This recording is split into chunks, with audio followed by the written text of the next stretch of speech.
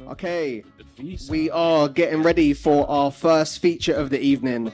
So here at Writer's Block, we have a poetry feature, we have a music feature, and we really want to be able to bring poetry and music together to be able to showcase poetry in this amazing space and also to be able to show music. So with the first act that we're going to bring up, you're going to get poetry and music, so they're going to fuse the two together. So I'm very, very excited.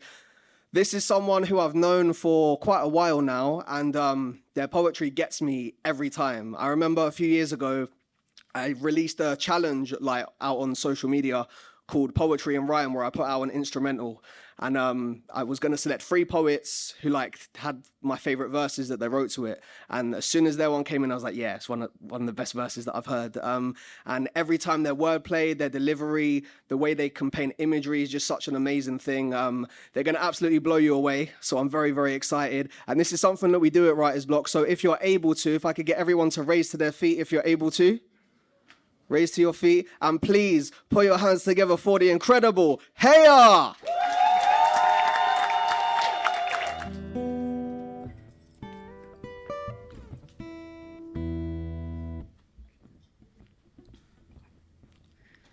No matter how transparent you are, some people will never be able to see through to your soul.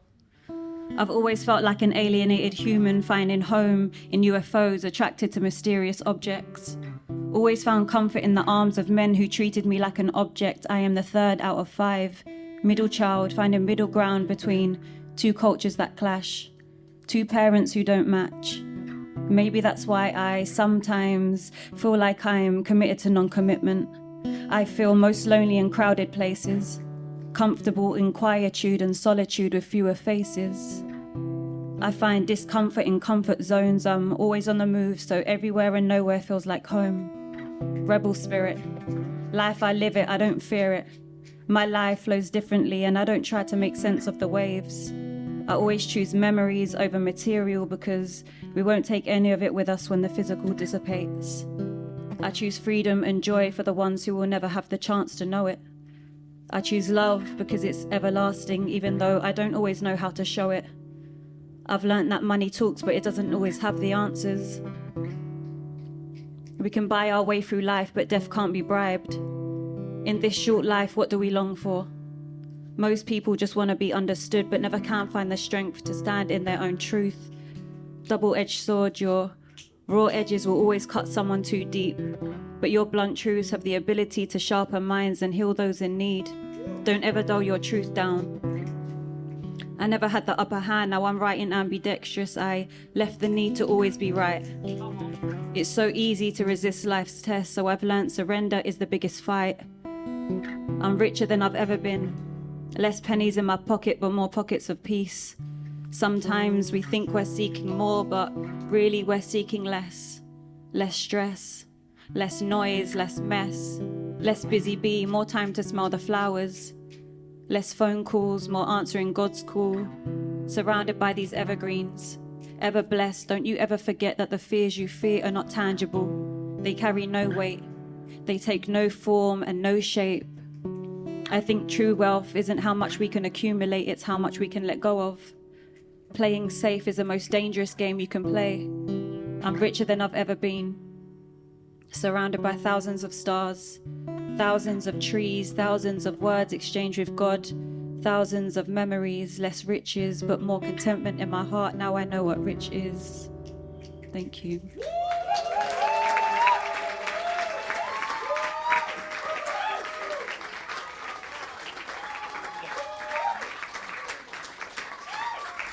Thank you. I'm going to go on a little journey. I'm going to be sharing glimpses into my heart, my thought processes, my questions. And yeah, I hope you enjoy. I hope you resonate with something I say. And I hope there's things that you disagree with as well, so we can open up conversation and talk about it. This is called You Choose, and it's about constantly choosing yourself, even though it's very hard to sometimes. Trying to lead a horse to water left me dehydrated. I sat by the ocean with no tears left to cry. It's time to water me. Why do I stay in situations that feel like war to me? Why do I feel attracted to what my intuition tells me I should repel? It's like being shown a glimpse of heaven and choosing hell. It's like Stockholm syndrome. Sometimes we seek comfort in those who hurt us the most. Comfortability is a drug, becoming desensitized to reality, so even abandonment starts to feel like a hug. Even rejection starts to feel like love, I know. Sometimes I break my own heart, allow people to overstay, still I ask if I can stay over anyway. No logic, emotion overtakes. Why do I break my own heart? Why the avoidant tendencies of another make me question my self-worth, yet I pay the price anyway. Yet I sell myself short and long for your attention anyway. Still wear love like it's my armor. Don't know if that's my downfall or my superpower. Every time I break my heart, it asks me why I want to cause it harm. Why I've mastered this painful loop. Baby steps to healing, then picking the scab, always deepening the wound. Every time we choose to go back to someone who doesn't choose you, you're not choosing you. When someone can't love you in your entirety, you're not loving you. You choose. Lose what wants to lose you, otherwise you'll end up losing you. Gripping so tight when God was telling me to leave, I ended up losing touch with me. Open the door, let them leave. Let it grieve, trust and see. When your prayer is deep, what is meant for you will always be. I repent for the mistakes I've made. I take the lessons and I don't repeat. Revenge isn't sweet, it just shows you're bitter. Life doesn't give us lemons, it gives us lessons.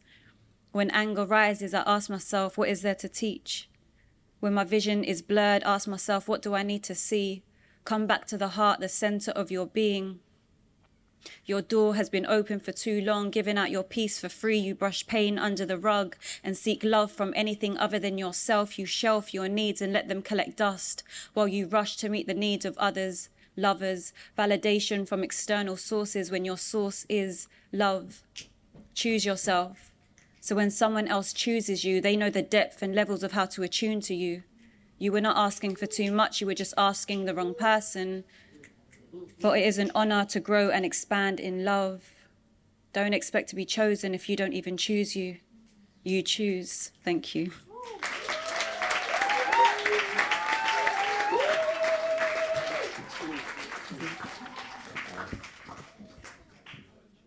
So this next piece is called Hypocrisy, and I wanted to explore how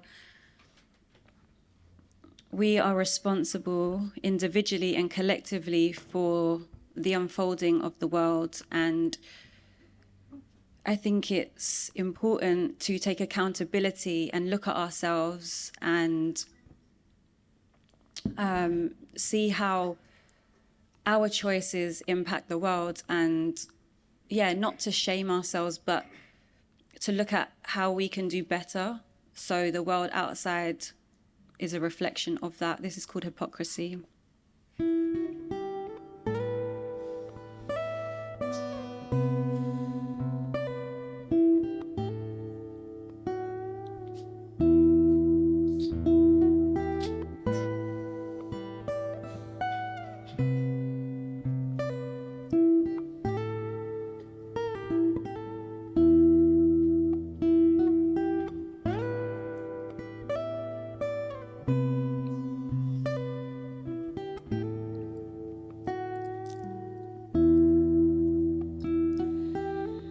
Are we still human beings if we never allow ourselves to just be?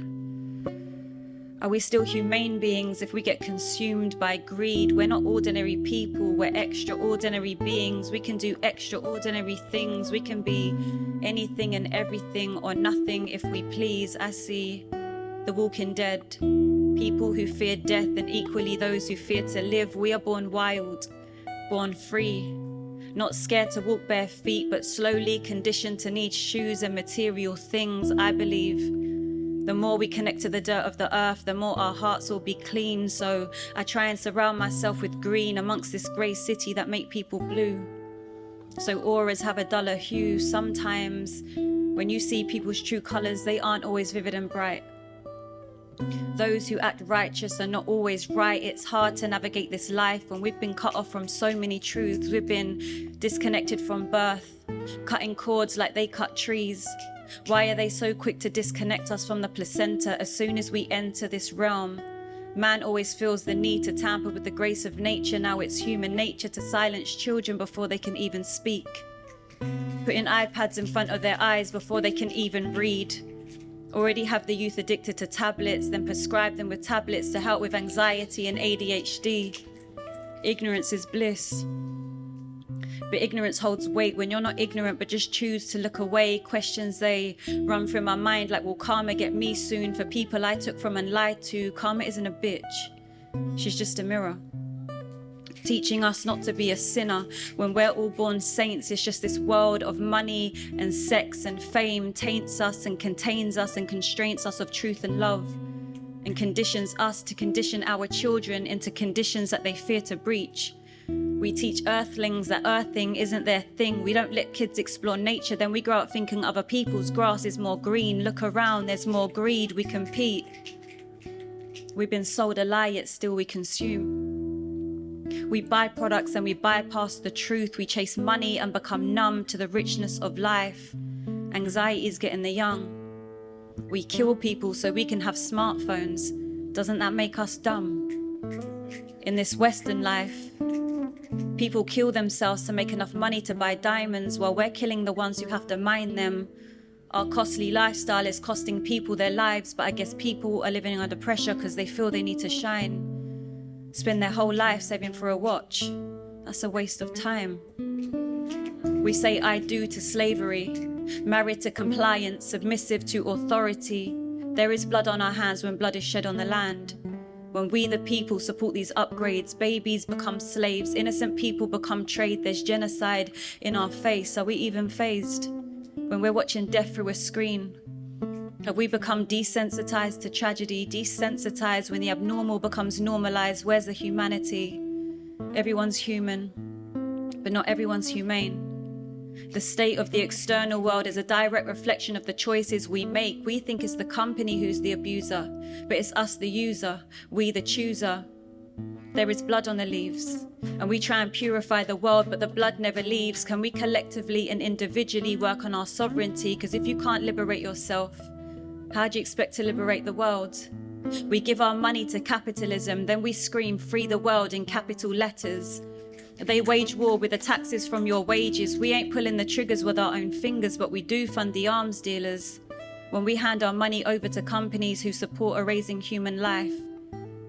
And then we try to raise money for the same lives that have been destroyed. Sometimes the hardest pill to swallow is the medicine we need. Sometimes the shattering of the illusion is the reality we need to see. Sometimes taking accountability for the hypocrisy in the lives we lead is the humble pie we need to eat. It's just food for thought. I wonder why we ration the truth, and I wonder why we cage ourselves when God gave us freedom to move.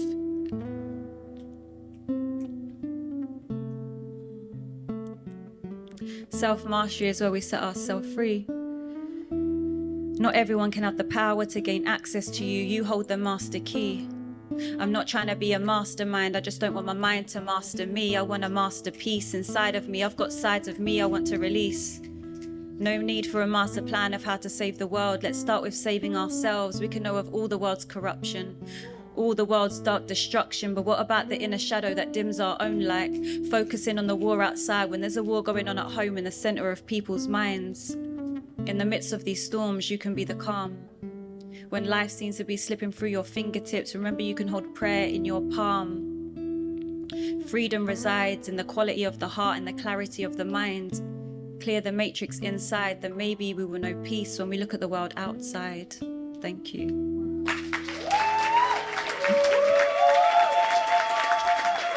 Let's take questions. Yeah.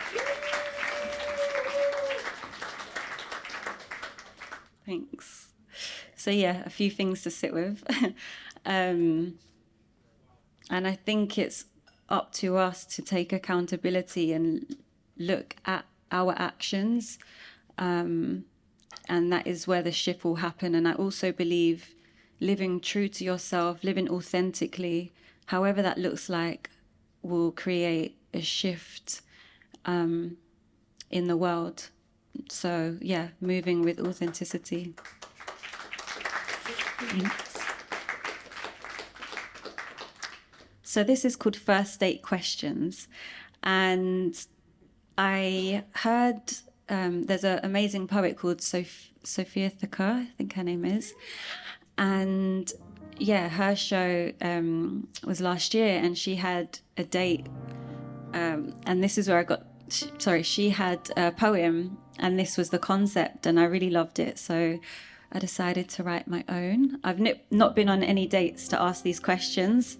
But yeah, first date questions.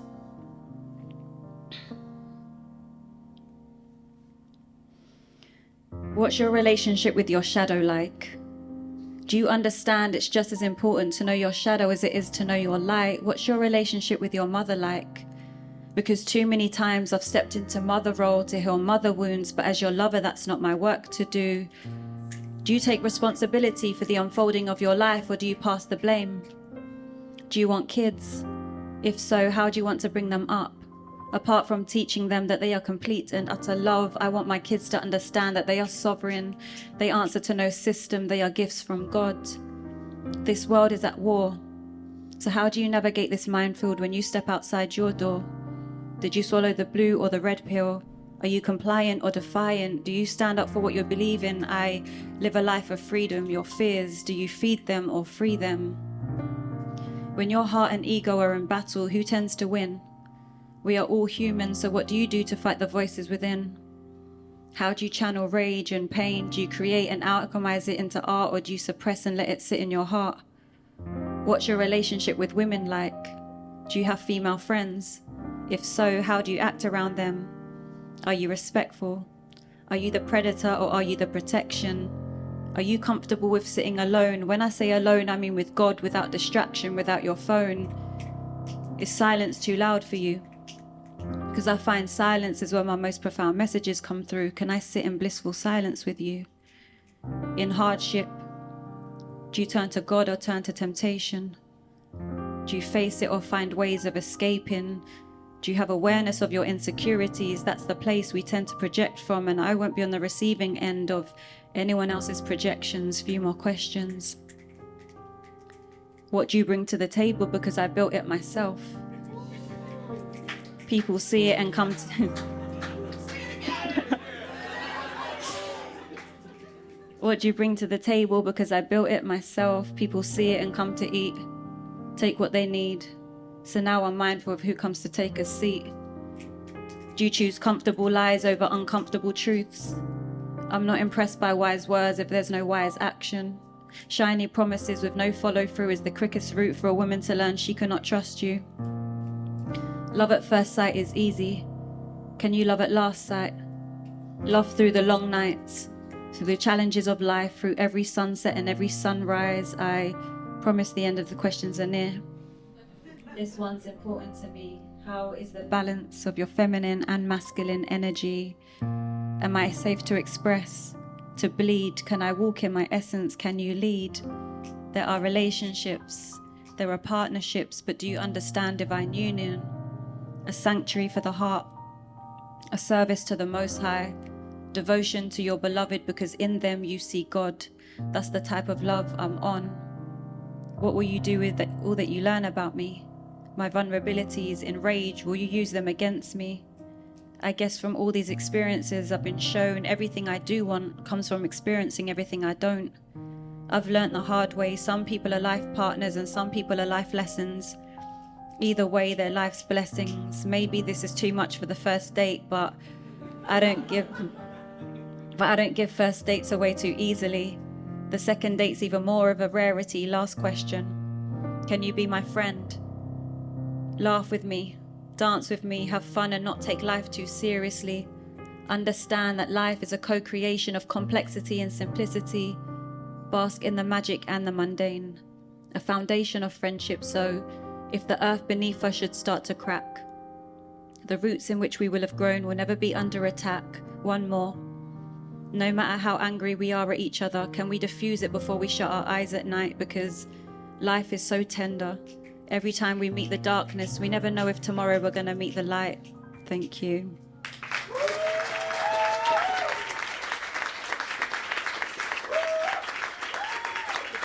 They might run off if I ask them all those questions. I'm going to close with a little prayer. Through all the madness of life, everything that we go through,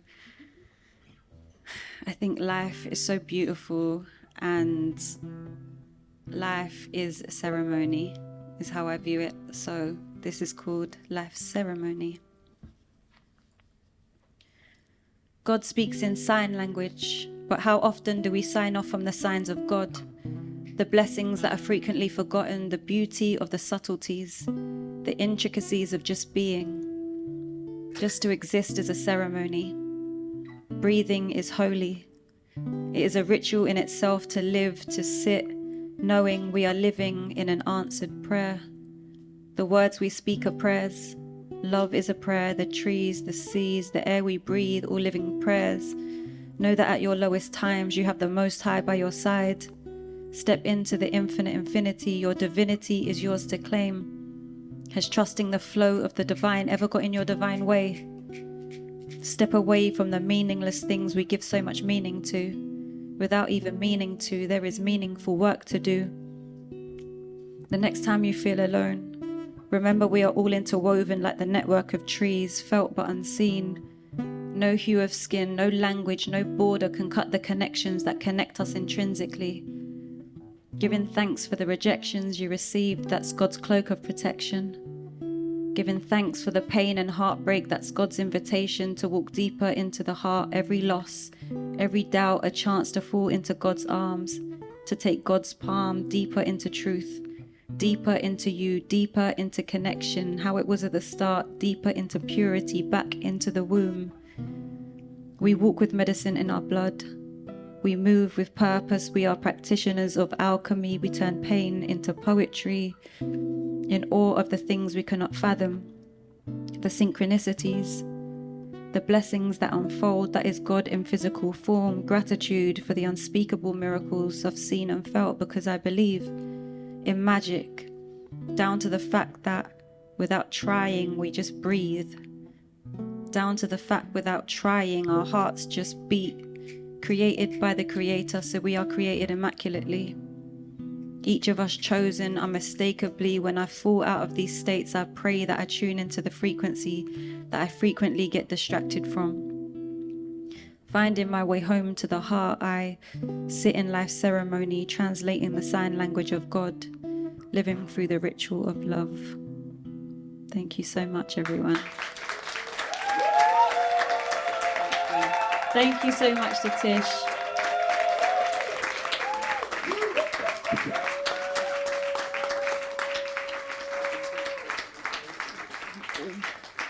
Thank you for having me, Woodsy, YA, and Simon. Thank you.